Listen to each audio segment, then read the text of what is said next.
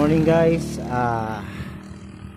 kagagaling ko lang po sa church. Duman po ako sa man-made forest kanina.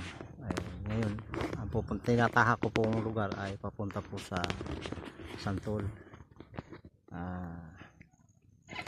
Ito po. Yan. Ganda po ng lugar, no? Ito po yung papuntang Santol. Bayan ng Santol lang yun.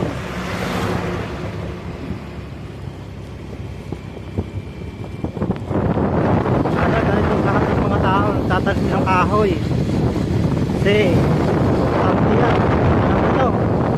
Dito po masipag ng tao. Tignan mo yan. Puro kahoy po dito.